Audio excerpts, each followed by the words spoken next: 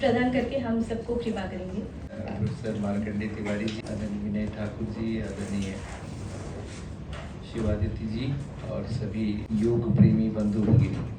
कल हमने अंतर्राष्ट्रीय योग दिवस मनाया है और आप सब जानते हैं कि माननीय प्रधानमंत्री जी के नेतृत्व में हमने एक अंतर्राष्ट्रीय कीर्तिमान भी एक तरह से सबसे ज़्यादा लोगों ने एक साथ योग करने का, तो ये भी एक बड़ी बात है और एक बड़ा अद्भुत संयोग रहा। सब लोग योग की इसमें शामिल हुए। इस बार की थीम थी योगा फॉर हेल्दी एजिंग, यानी आप कैसे अपने जीवन में जब आपकी आयु बढ़ती है तो योग कैसे आपको सहारा देता है आपके जीवन को और अधिक सुखकर बनाने के लिए। हम सब जानते हैं कि हमारी जो जीवन शैली है और जो निरंतर बदल रही जीवन शैली है उसके कारण बहुत सारी स्वास्थ्य की परेशानियां हमें हो रही हैं। पहले जितना व्यायाम शारीरिक श्रम अब नहीं होता, खाने की हमारी आदतें बिगड़ गई हैं, खाने का समय भी हमारा बिगड़ गया है और ये सारी चीज़ें कहीं ना कहीं हमारे स्वास्थ्य पर प्रतिकूल असर डालती हैं।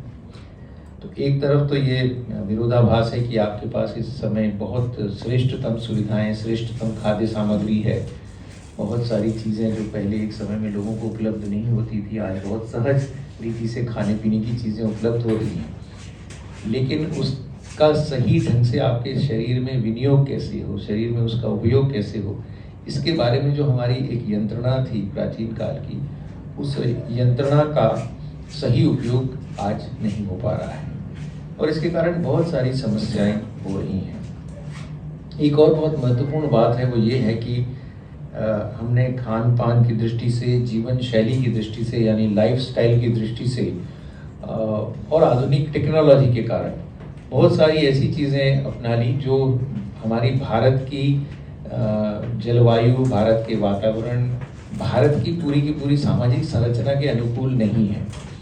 तो इसलिए होता क्या है कि खाना तो हम खा रहे हैं जो विदेशी वातावरण के अनुकूल है, लेकिन जो हमारी कार्य शैली है या हमारी जीवन शैली है उसके साथ वो मेल नहीं खाता। तो इसलिए बहुत सारी समस्याएं होती हैं। आपने देखा होगा बहुत लोगों को मधुमेह की समस्या बहुत कम आयु में हो रही है, हाई ब्लड प्रेशर बहुत लोगों को बहुत कम आयु में हो रहा है और बहुत कम आयु में कई हमारे युवा जो हैं वो हृदय विकार के शिकार हो जा रहे हैं, हार्ट पेशेंट हो जा रहे हैं, कई लोगों के हार्ट में ब्लॉकेज हो जाता है। ये सारी बातें जो हैं वो सिर्फ इसलिए हो रही क्योंकि हमने हमारी पारंपरिक जीवन शैली थी जो हमारे पूर्वजों ने, हमारे गुरुजनों ने, हमारे ऋषि मुनियों ने हमारे लिए बना कर रखी थी, उसके ऊपर ध्यान नहीं दिया। आप देखेंगे कि ये जो योग की पांडुलिपियां हैं जिसके बारे में ये सारी प्रदर्शनी है और आज हमारे सारे विशेषज्ञ उस पर चर्चा करेंगे, तो आज से हजारों वर्ष पूर्व भी हमारे सारे ऋषि मनीषियों ने हमारी जीवन शैली, हमारी खान पान की जो पद्धति है उन सब के बारे में बहुत अच्छी तरह से लिख रखा है।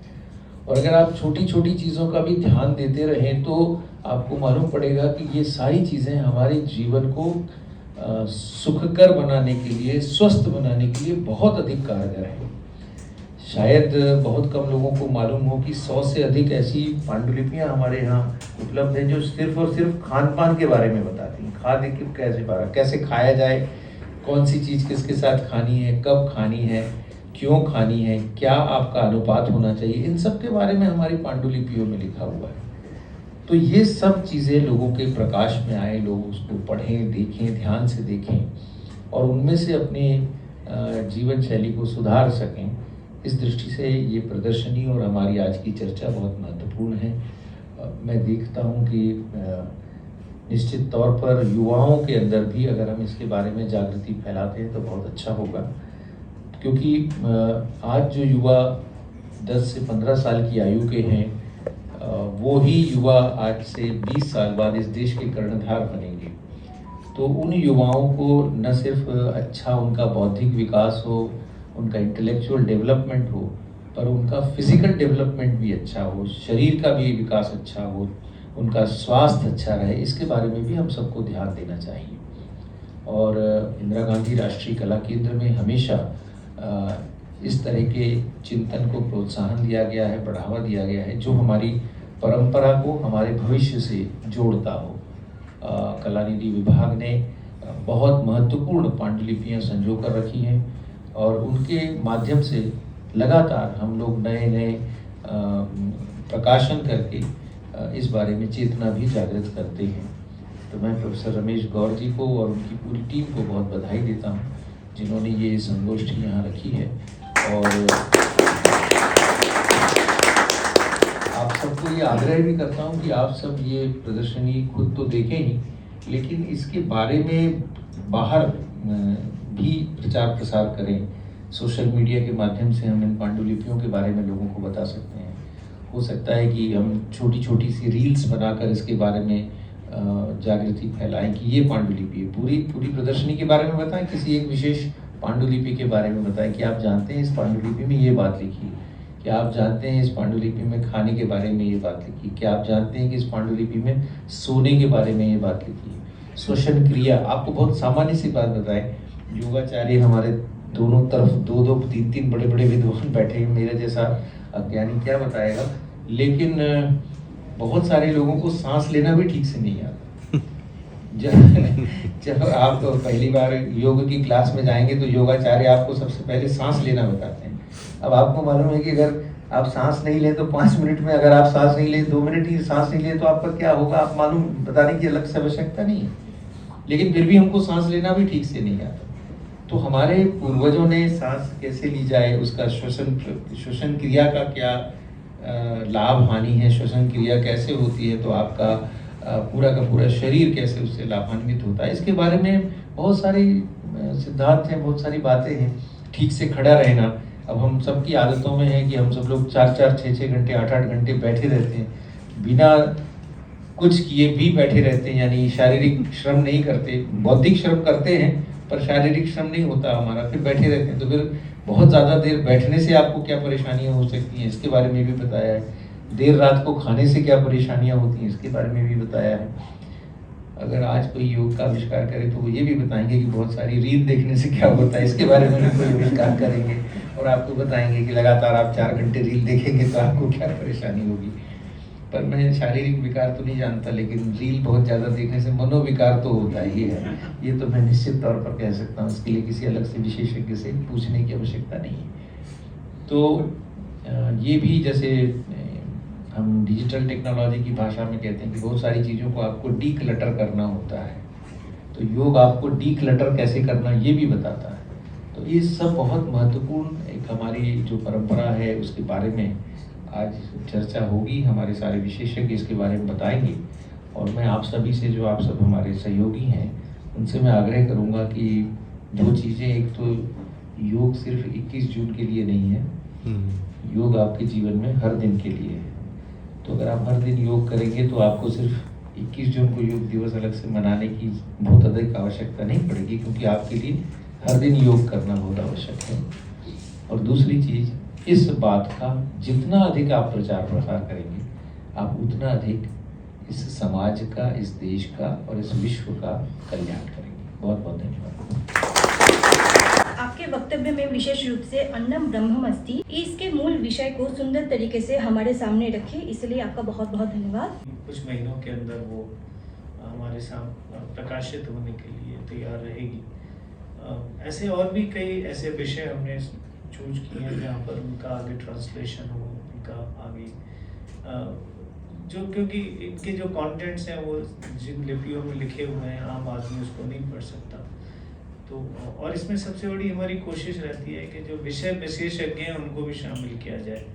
जैसे हमारे पास इंडोलॉजी का पूरा एक्सपर्टाइज है, लेकिन अगर हम आयुर्वेद की बात करें या फिर हम अदर और सब्जेक्ट में अल्टरनेटिव मेडिकल साइंस की बात करें तो उसमें दूसरी संस्थाएं जैसे CSIRS वगैरह से हमारा पूरा का पूरा कोलैबोरेशन रहता है। अभी हमने गौतम बुद्ध यूनिवर्सिटी के साथ जो MOU साइन किया है, उन्होंने भी बहुत इच्छा जाहिर की है कि जितनी भी हमारे पास आयुर्वेद के ऊपर मैन्युस्क्रिप्ट हैं उस पर आगे कार्य किया जाए। और वो हमारे साथ मिल के, क्योंकि उनके यहाँ एक विषय है आयुर्वेद बायोलॉजी, उसको लेके वो बहुत उत्साहित हैं और हमारे साथ इस समय ये विषय चल रहा है कि उनमें से कौन सी मैन्युस्क्रिप्ट को आइडेंटिफाई किया जाए जिस पे आगे काम कर सकें। योग के लिए हम सभी जानते हैं, जैसे सर ने बताया कि योग हमेशा इस आहार विहार को लेके बहुत ही नियमित एक स्ट्रेस रहता है कि अगर हम पूरी योग की बात करें तो और ये कोई स्लोगन, सिर्फ स्लोगन नहीं है, योग ही जीवन है। और अगर हम पूरी हमारी जो अल्टरनेटिव मेडिकल साइंस की बात करें, उसमें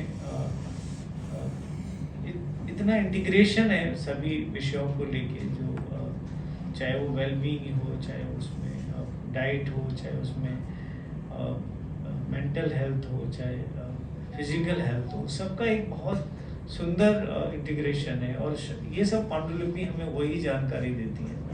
और योग को लेके आप सभी देखते ही हैं कि भारत नहीं, पूरे विश्व में बहुत बड़ी पहल हुई है। मैं लास्ट ईयर यूएस में था, तो वहाँ पर पार्क में, जो मेरी बेटी रहती है वहाँ, तो मैं जब पार्क में जाता था तो वहाँ सैटरडे को मैंने ऐसे ऐसे योग के नए आयाम देखे। गोट योगा, डॉग योगा। अब आप गोट योगा से समझ सकते हैं कि छोटी छोटी बकरियां, उनको ड्रेसेस में सजा के लोग योगासन कर रहे हैं, और साथ में उनको वो साथ में शामिल है, उस पूरी प्रक्रिया में एक गोट शामिल है। और वो एक बहुत बड़ा ग्रुप है जिसकी जो अर्निंग है मिलियंस है, मतलब $1 बिलियन US में है वो जो ग्रुप, जो ये सारे योग गोट योगा कराता है। पूरे यूएस में सबसे फेमस योग ग्रुप है, जो क्योंकि उन्होंने क्या है, एंटरटेनमेंट और योग दोनों को मिक्स कर दिया है। तो ये सब चीज़ें अगर, और कई, जैसे कि हम कई बार लोगों के विषय में दिमाग में होता है कि नहीं, योग तो सिर्फ हिंदू और या उस माइथोलॉजी को रिप्रेजेंट करता है, लेकिन बहुत सारे मुस्लिम कंट्रीज में आपको देखेंगे कि जो योग को बड़ा ही उत्साहित रूप से वो लोग अडॉप्ट करते हैं और उसको करते हैं। पर्टिकुलरली ईरान में मैंने ऐसे बहुत सारी क्लासेस देखी हैं और बहुत सारे ग्रुप्स देखे हैं जो एक्टिव हैं। तो अभी हमारे प्राइम मिनिस्टर ने जो करना था तो कर दिया, लेकिन हमारी भी जिम्मेदारी है, संस्थाएं, IGNC जैसी संस्थाएं, कि ये जो हमारे जो नॉलेज सिस्टम है, जो योग के तौर पे यहाँ पर है, उनको कैसे आम लोगों तक, अभी भी बहुत सारी जानकारी इन मैन्युस्क्रिप्ट्स में छुपी हुई है जो हमें ही नहीं मालूम, बाकी लोगों को क्या मालूम होगी। तो आज हमारे जो विशेषज्ञ हैं उनसे हम यही एक मार्गदर्शन चाहते हैं कि इनको लेके आगे और क्या क्या हम कर सकते हैं, और योग के ऐसे कौन से विभिन्न आयाम हैं जिनको और आगे लोगों तक पहुंचाने की ज़रूरत है। तो इस श्रेणी में आज हमारे बीच 3 बहुत ही बड़े विशेषज्ञ हैं, और प्रोफेसर मार्कंडेयनाथ तिवारी जी, जो कि विभाग अध्यक्ष हैं योग विभाग के, योग विज्ञान के लाल बहादुर शास्त्री संस्कृत विद्यापीठ में। लाल बहादुर शास्त्री संस्कृत विद्यापीठ के साथ हमारा बहुत सारा कोलैबोरेशन रहता है, बहुत सारा सहयोग, और कई सारे हमारे मैन्युस्क्रिप्ट ट्रांसलेशन पब्लिश हुए हैं उनके सहयोग से। आज भी आपसे हम यही उम्मीद करेंगे कि आप आज हमारा मार्गदर्शन करेंगे और हमें बताएंगे कि इन योग की पांडुलिपियों में जो भारत की शाश्वत ज्ञान परंपरा है, इसको आगे कैसे इसका प्रचार और प्रसार हो, और हम मिलके भी और साथ में दूसरी संस्थाओं के साथ आगे क्या कर सकते हैं। आपके विचार आमंत्रित हैं, मैं आपको आमंत्रित करता हूँ आपके वक्तव्य के लिए। माननीय सदस्य सचिव डॉक्टर सच्चिदानंद जोशी जी, हमारे जो अंतर्राष्ट्रीय योग विशेषज्ञ डॉक्टर शिवादत्त पुरोहित, आज बहुत हर्ष का विषय है कि योग दिवस के अवसर पर हम लोगों ने इस संगोष्ठी में अपनी ज्ञान आहुति देने का निश्चय किया है।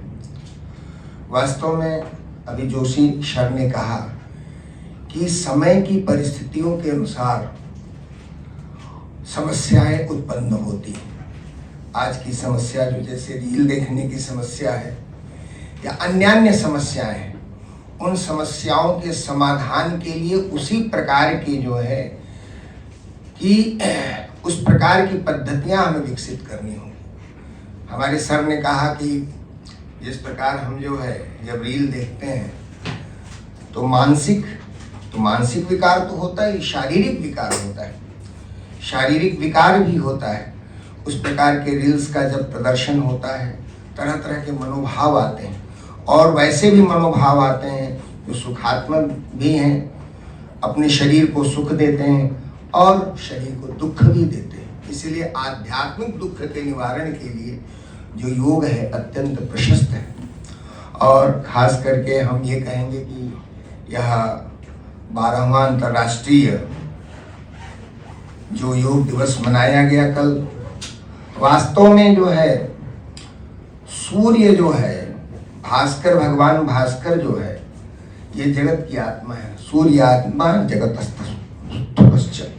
तो ये सूर्य को जो है, सूर्य और चंद्र या अग्नि सोमात्मकम जगत, जो परिकल्पना की गई कि अग्नि और सोम को लेकर के ही सृष्टि का आविष्कार हुआ, या सृष्टि का जो है संवर्धन उससे होता है।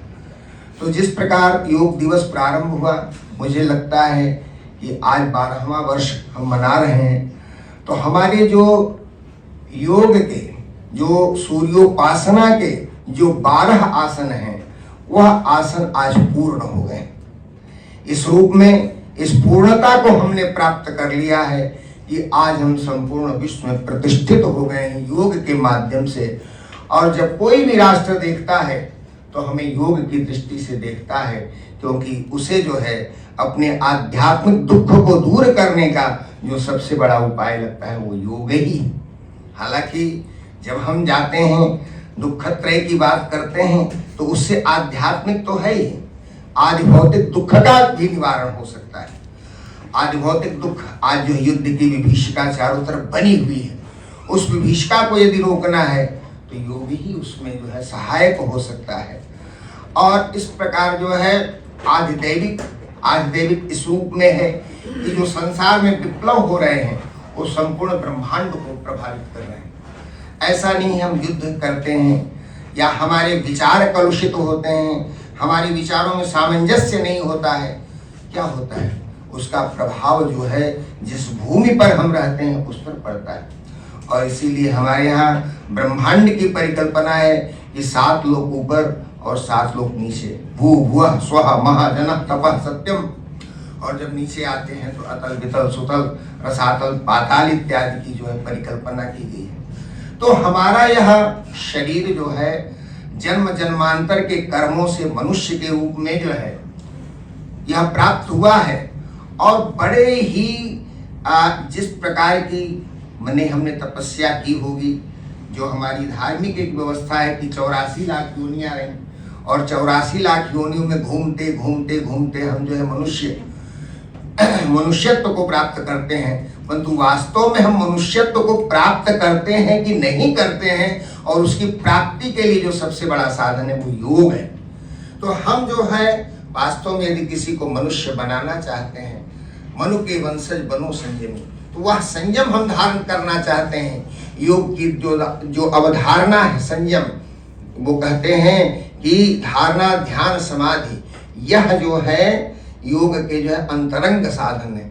और तस्य तांत्रिकी परिभाषा संयम, यदि हमने संयम प्राप्त कर लिया तो समझिए कि योग को प्राप्त कर लिया। खैर, हम उस तरफ प्रवृत्त हुए हैं। और वास्तव में देखें, अष्टांग योग की बात आती है, अरे एक क्रमशः जो है जब तक हम यम नहीं करेंगे, यम से हम जो है जो बुरी वस्तुएं हैं, जो बुरे विचार हैं, जो बुरी हमारे में जो है एक कर्मों की प्रतिष्ठा हो गई है, जब तक हम उससे अलग नहीं होंगे तब तक हम नियमों में कैसे आबद्ध होंगे। तो एक श्रेणी है, सोपान है, जिस प्रकार हमें यहाँ तक पहुँचने के लिए एक एक सोपान चढ़ते हुए आना पड़ता है, उसी प्रकार जो है योग की संप्राप्ति करनी है तो हमें पहले यम का पालन करना होगा। जब तक हम यम का पालन नहीं करेंगे तब तक नियमों में आबद्ध नहीं होंगे, और जब तक नियमों में आबद्ध नहीं होंगे हम आसन की प्रक्रिया को जो है सुदृढ़ रूप से कर ही नहीं सकते। इस बारे में मतलब आपका जो भी आपने एक्सप्लेन किया वो बहुत हद तक कहीं मैं उस चीज़ से कोरिलेट करता हूँ कि जैसे कि अगर हम इवन हमारे नृत्य परंपरा को देखें, चाहे हम अपनी संगीत परंपरा को देखें, हमारा ड्रामा और थिएटर हो, मुझे अच्छी तरह याद है कुछ महीनों पहले हमने डॉक्टर सोनल मानसिंह ने एक डांस ड्रामा प्रस्तुत किया था, और वो पूरा का पूरा योग मुद्राओं को लेके था कि कैसे नृत्य और योग मुद्रा का एक ब्यूटीफुल कॉम्बिनेशन है। और ये बहुत बड़ी सच्चाई है कि योग हमारे जीवन में इतना प्राचीन परंपरा में इस हद तक था कि शायद ही हमारी कोई भी क्रिया, कोई भी हमारा कार्य योग के बगैर अधूरा ही था, और योग के बगैर हम शायद जीवन सोच भी नहीं सकते थे। और बिल्कुल आपने सही कहा कि जब हम योग एक मैंडेटरी नहीं है, योग में इतनी सारी फ्लेक्सिबिलिटी है, योग में इतनी सारी और हर एज के लिए, हर व्यक्ति के लिए कहीं ना कुछ एक डिफरेंट है और शायद कोई लिमिटेशन नहीं है। तो इसमें आपकी जानकारी बहुत ही महत्वपूर्ण है। अपने ही ज्ञान से वापस हम परिचित हो पाए। माननीय सदस्य सचिव सर, जोशी सर, रमेश गौर सर, जिनकी शुभ चिंता मुझे हमेशा मिलती रही है, उनका मार्गदर्शन मिलता रहा है। IGNCA को आभार करता हूँ और साथ ही साथ Vinay Kumar sir, professor Markandey sir, यहाँ आपके समक्ष मैं अपने आप को पाकर बड़ा गौरवान्वित महसूस कर रहा हूँ कि आपके साथ मुझे इस वक्तव्य में उपस्थित होने का मुझे अवसर मिला। अभी गौर सर ने भी इसका उल्लेख किया मुद्राओं का, और नीचे आपने सिंपोजियम अगर देखा है, एग्जीबिशन देखा है, तो वहां पे एक फोटो है, पिक्चर है, जहां पे मुद्राएं बनी हुई है। तो आइए, जब तक मैं अगले 12-14 मिनट में आपसे वार्ता कर रहा हूं, हृदय मुद्रा हम सब लोग बना लेते हैं। देखिए क्या करना है, ये हमारे इंडेक्स फिंगर है, बेस ऑफ द थंब पे लेकर जाएंगे और जो मिडिल फिंगर और रिंग फिंगर है, टिप ऑफ द थंब पे टच होगा, लिटिल फिंगर स्ट्रेट। इसको बोलते हैं हृदय मुद्रा, हृदय मुद्रा या फिर अपान वायु मुद्रा। वापस से बताता हूं, index finger to the base of the thumb, tip of the thumb touching the index, middle finger, ring finger tips, little finger straight. इसको आप बनाकर आप अपने घुटने पर रख सकते हैं, टेबल पे इस तरह से रख सकते हैं।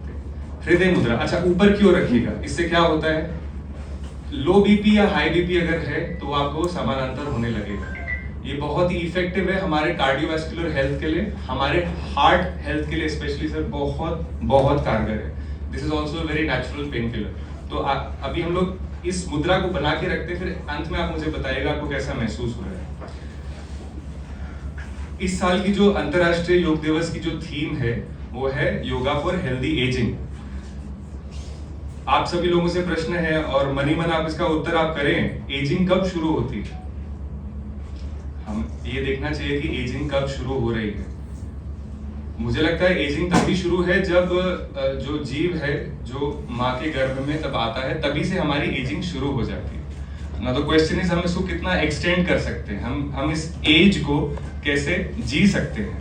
और उसका सबसे एफिशिएंट जो एक पाथवे है जो इस मार्ग को प्रशस्त करता है वो है योग।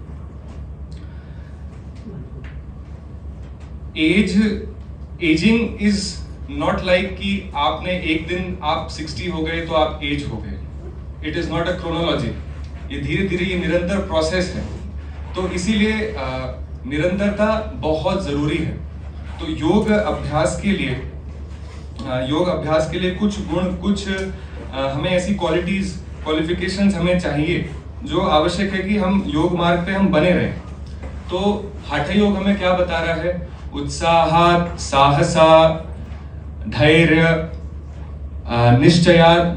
निश्चया बुद्धि जनसंग त्यागात् षड्भीर योगो प्रसिद्ध्यति। इसका मतलब ये 6 जो है, ये 6 उत्साह, साहस, तत्व ज्ञान, ये मैंने मिस कर दिया, फिर धैर्य, और जनसंग त्याग। जनसंग त्याग मतलब ऐसा नहीं कि सोशल अलूफनेस, पर हम कंपनी हम किसे चुन रहे हैं वो बहुत जरूरी है।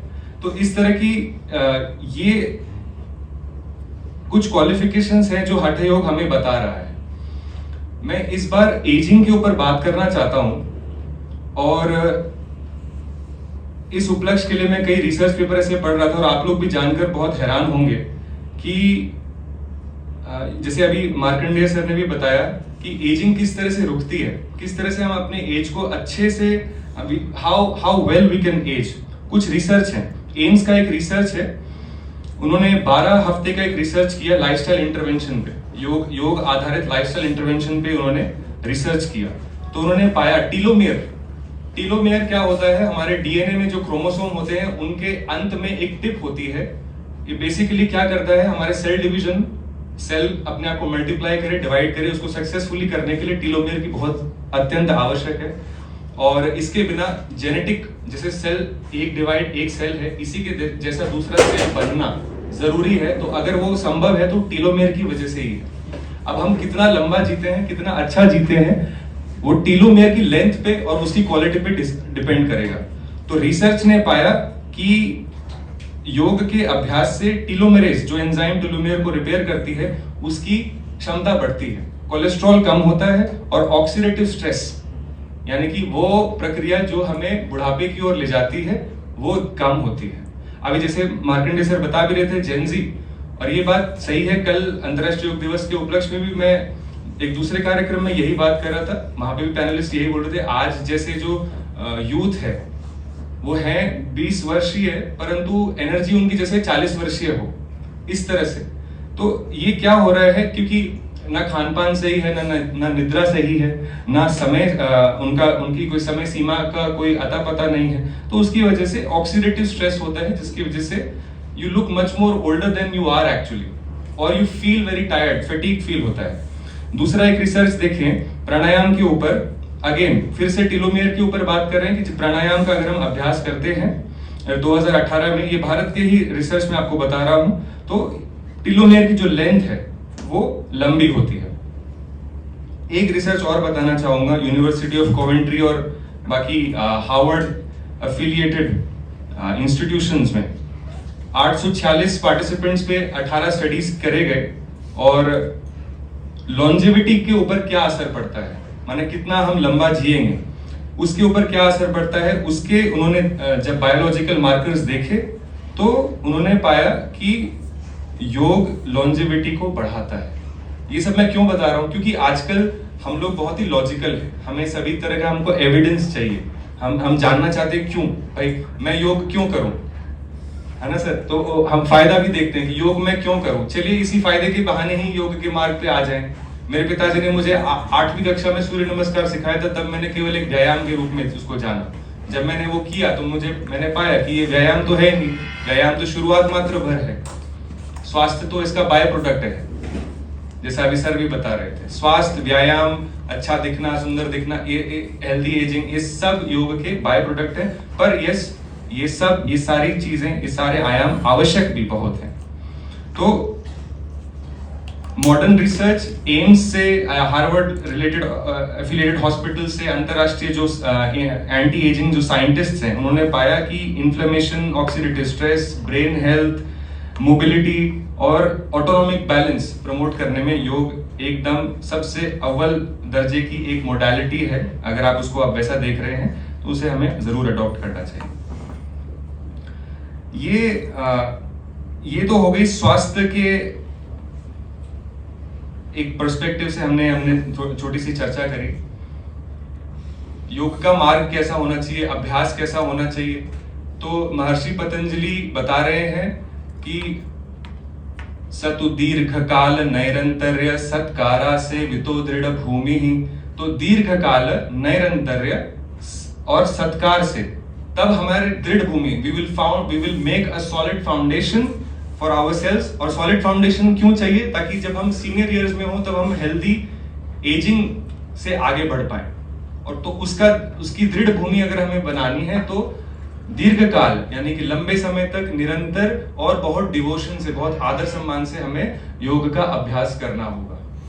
तो ये, और योग के साथ साथ एक अभ्यास के साथ साथ और क्या है, अभ्यास वैराग्याभ्याम तन निरोधः। अभ्यास और वैराग्य, वैराग्य क्या, मैं अभ्यास कर रहा हूं, इसका रिजल्ट फिर चाहे जो आए, परंतु मैं निरंतर करूंगा और मैं सत्कार और पूरे डिवोशन के साथ इस अभ्यास को मैं आगे बढ़ाऊंगा। तो ये हमारे योग के अभ्यास की एक क्वालिटी होनी चाहिए। अभी सर ने, जैसे मैं मुद्राओं का फिर से वर्णन करूंगा, नाट्य शास्त्र में बहुत सारी मुद्राएं हैं, इसीलिए जैसे अभी सर बता रहे थे, नृत्य में आप मुद्राएं देखते हैं, भरतनाट्यम में जैसे अभी हमने हृदय मुद्रा लगाई हुई है, वायु मुद्रा हो गई, अपान मुद्रा हो गई, प्राण मुद्रा हो गई, बहुत सारी मुद्राएं हैं। क्यों? क्योंकि हमारे जो 5 उंगलियां हैं वो पंच तत्वों को रिप्रेजेंट कर रहे हैं, अग्नि, वायु, आकाश, पृथ्वी और जल। तो जब हम ये मुद्राएं बनाते हैं तो इनमें क्या होता है, एक एनर्जी सर्किट क्रिएट होता है जो पांचों तत्वों को हमारे शरीर में इन्फ्लुएंस करते हैं। तो योग प्राचीन है और सनातन है, ये चीज हम समझते हैं। फिर हेल्दी एजिंग के लिए मेरे पिताजी अक्सर मुझसे कहते हैं और दादी जी कहते थे, नित्य बड़ी चीज है। रोज जो हम करते हैं वह छोटी छोटी जो हम कंट्रीब्यूशन करेंगे वो आगे जाकर बड़ा एक सागर बनाती है। तो एवरीडे हैबिट्स वो बहुत जरूरी है और उस चीज के लिए आपको अनुशासन, अथ योगा अनुशासनम, now begins the discipline of yoga. तो एक अनुशासित, जैसे हम अपने डेली एक बिजी लाइफ में कुछ चीजें हम अनुशासित करें और उसको हम करें। जैसे मैंने अपने लिए अनुशासित करता हूँ कि बैठे बैठे अगर जैसे मैं अभी सर को सुन भी रहा था, मैं कोशिश कर रहा था मैं डीप ब्रीदिंग लूं। मैं बहुत प्रैक्टिकल चीजें मैं बताने में बिलीव रखता हूँ। अभी हमने ये हृदय मुद्रा बना ली, इसमें कुछ नुकसान है क्या हमारा? आप सुन रहे हैं, आप बना के रख लीजिए, किसी को क्या पता चल रहा है, और ये आपका हार्ट हेल्थ रेगुलेट करता रहेगा। तो योग को आप आज की बिजी लाइफ में हेल्दी एजिंग के लिए उनके बहुत छोटे छोटे मॉड्यूल बनाए। मैं यही बनाकर मैं सिखाता हूँ कि आप इन छोटे छोटे मॉड्यूल्स को अपनी डेली लाइफ में कैसे ऑक्यूपाई करें। जैसे सर अभी हम मान लीजिए 2 घंटे हम यहाँ बैठ गए तो कमर अकड़ जाती है। इसके बाद आपको क्या करना है? ताड़ासन करना है, थोड़ा सा आपको स्पाइनल मूवमेंट करना है, आपको डीप ब्रीदिंग करना है। उससे क्या होगा, बैठने से जो आपकी जो मांसपेशियां हैं जो सिकुड़ गई, जो अकड़ गई, वो फिर से उनमें रक्त का प्रवाह, ब्लड सर्कुलेशन फिर से अच्छा हो जाएगा। तो इस तरह से जब हम अभ्यास करेंगे तो हेल्दी एजिंग की तरफ हम बिल्कुल आगे बढ़ेंगे। और जो एक हमने जो धारणा बना रखी है कि वृद्धावस्था के साथ ये सब समस्याएं आएंगी ही आएंगी, वो भी टूटेंगी, ऐसा जरूरी नहीं है। और वृद्धावस्था एक दिन नहीं आती है, वृद्धावस्था कई सालों के जो हमारा जो जीवन रहा है उससे वो एक दिन हमें दिखने लगती, तो अभी घट रही है। तो अब हम चुनाव कर सकते हैं कि हम कैसा वृद्धावस्था हम चाहते हैं और अभी हमारी ऊर्जा कैसी हो, उसके लिए भी हम अवेयर रहें, हम उसके प्रति सजग रहें तो सबसे बेहतर होगा। सर ने जैसे अभी थेरेप्यूटिक एस्पेक्ट की बात करी और फेस योगा की बात करी, सारी चीज जो हमारे स्वास्थ्य में हमें कंट्रीब्यूट करता है। सर मैंने ऐसा देखा है कि बहुत सा मेरा खुद का कारण, जब छोटे में मैंने योग इसलिए ज्वाइन किया कि कुछ स्वास्थ्य की समस्याएं थी। तो ये है, अगर कोई स्वार्थ है तो भी ज्वाइन करें। श्री कृष्ण भी बता रहे हैं 4 प्रकार के जो व्यक्ति हैं वो हमारे पास आ सकते हैं, है ना। अर्थो जिज्ञासु अर्थार्थी ज्ञानी च भरतर्षभ, है ना। ये चार लोग आ सकते हैं। तो जो भी आपका स्वार्थ है आप योग जरूर ज्वाइन करें। और इस चीज को याद रखें कि योग, जैसे अभी सर भी बता रहे थे, केवल आसन नहीं है, केवल प्राणायाम नहीं है। योग एक अवस्था है जो हमें प्राप्त होगी। आधा घंटा योग करें, खाली पेट करें। शाम को भी अगर करते हैं तो 4 घंटे का गैप रखिए। जो शीर्षासन है इसके क्या महत्व है और इस आसन के करने से पहले कौन आसन करना चाहिए और करने के बाद कौन आसन करना चाहिए? शीर्षासन बहुत ध्यान रखना पड़ेगा। अपने स्वास्थ्य का पूरा रिकॉर्ड रखिए, कहीं आपको ब्लड प्रेशर ना हो, आपको सर्वाइकल ना हो, ठीक, क्योंकि सारा ब्लड आपके ब्रेन की तरफ आ जाता है शीर्षासन करने से। शीर्षासन से जितना लाभ है उससे ज्यादा रिस्क है कि अगर गलती हो गई तो बड़ी गलती हो जाएगी। इसीलिए शीर्षासन हम लोग नहीं कराते, क्योंकि आप उस हिसाब से योग नहीं करते हो कि आपने समाधि ले लेनी है, आप तो अपने स्वास्थ्य के हिसाब से करते हो। तो शीर्षासन के बदले हम सर्वांगासन कराते हैं, ठीक। उसमें भी आपसे पूछ लेते हैं कि आपको ब्लड प्रेशर नहीं है, आपको सर्वाइकल स्पॉन्डिलोसिस नहीं है। तो अगर शीर्षासन में आपको 95% लाभ मिलता है या 100% मिलता है तो सर्वांगासन में 95% मिलता है। तो उस पेशेंट को मैं देखना चाहूँगा, और जो गाय है, देसी गाय, उसके जो प्रोडक्ट, उनसे बनने वाली दवाइयाँ होती है, उसमें बहुत हमारा जो ब्रेन है, इस ब्रेन के अंदर घी, देसी घी है, वो अंदर तक जा सकता है जी, क्षमताएं हैं। तो हम प्राणायाम के द्वारा और योगिक क्रियाओं यानी कि पंचगव्य चिकित्सा के द्वारा उस पर दे सकते हैं। बस इतना आपसे रिक्वेस्ट है। ये जो जितनी भी योग की आपने चर्चा की है, इस पे जो सबसे अनिवार्य चीज़ ये है कि जब तक आपके प्योरिटी नहीं है, जो प्योरिटी है आपको उसी चीज़ को लाने के लिए आप सारे योगासन करते हैं। अगर आप मन में ये दृढ़ निश्चय कर लें कि हमें प्योर रहना है, तो और जो चैंटिंग है जैसे अभी आपने कहा, वो भी एक योग का स्वरूप है, क्योंकि चैंटिंग जो है वो फोकस देती है। और जो प्योरिटी है, अगर आप किसी से गुस्सा ना करें या कोई ईर्ष्या ना रखें, जैसे अभी आपने कहा मैं इनसे ऊपर जाना चाहता हूँ, तो इस तरीके के जो भी बातें हैं अगर हम वो ना करें तो ये भी अपने आप में एक मेरे ख्याल से योग ही है। अगर इस पे किसी को कोई कहना है तो वो, अगर हम अपना स्वभाव प्रसन्न बना लें, समभाव का बना लें, तो शायद आधी व्याधि तो आए ना। यही गीता का संदेश है। ये जो खास करके मेंटल इश्यूज होते हैं, ये नहीं है कि मेंटल इश्यूज में ये आता है कि वो पागल हो गया। बहुत सारे ऐसे हैं कि बता नहीं सकता। स्वभाव आदमी स्वयं में सेपरेट हो गया, जो जितना लेवल का है वो उतना लिमिट हो गया।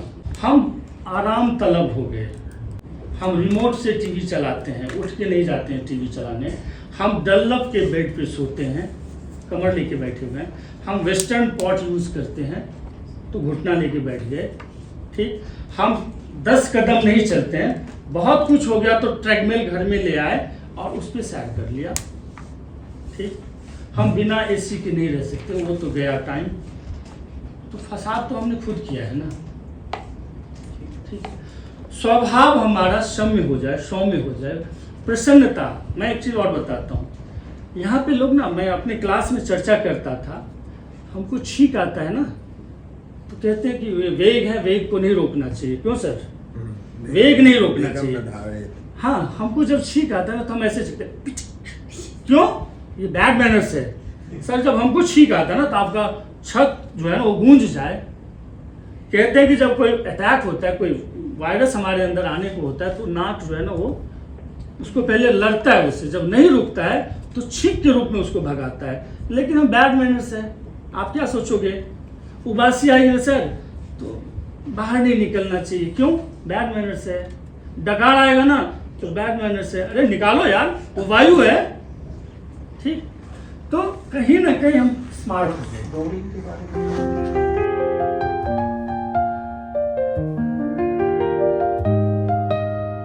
ये सारा डिस्कशन ना एजेंसी के यूट्यूब चैनल पे भी अवेलेबल रहेगा, क्योंकि यहाँ पर कुछ ही लोग हैं लेकिन बाकी लोग भी इससे फ़ायदा उठाएं। आपने जो सुझाव दिए हैं, आपने जो जानकारी दी है, वो बहुत ही महत्वपूर्ण है और मुझे पूरा विश्वास है कि और भी लोग इसको ज़रूर सुनेंगे। आप सबसे अनुरोध है कि जो भी हमारी एग्जीबिशन लगी हुई है और भी लोगों तक उस बात को पहुँचाइए। लाल बहादुर शास्त्री विद्यापीठ से अगर स्टूडेंट आ सकते हैं तो ये बहुत अच्छी बात होगी कि उनको, खासकर आपके जो योग के स्टूडेंट हैं, वो आके देखें। इच्छुक होंगी और कोशिश करेंगे कि और भी, जैसे अभी तो नृत्य प्रकाशिका के अलावा और भी ऐसे बहुत सारे विषय हैं जहाँ पर ट्रांसलेशन हो सकता है। आप सभी का बहुत बहुत धन्यवाद जो हमारे दर्शक हैं। Thank you very much. मेरी टीम, डॉक्टर हाक, कौरवी और नवीन और सारी टीम, मिस्टर मांगलू, सबने मिलके जो ये खूबसूरत कार्यक्रम किया है, ये बहुत ही महत्वपूर्ण है और आप सब बधाई के पात्र हैं। ऐसे ही हम लोग कोशिश करें और खासकर जो हमारी युवा पीढ़ी है उसको थोड़ी सी जानकारी दें, क्योंकि स्वास्थ्य की सबसे ज़्यादा समस्या है, चाहे वो ओबेसिटी हो या किसी भी तरीके, वो सब कहीं ना कहीं हमारी जो दिनचर्या है, जो हमारा खान पान है, क्योंकि हमारा योग हमेशा यही कहता है कि आहार विहार एक बहुत ही महत्वपूर्ण पहलू है योग का।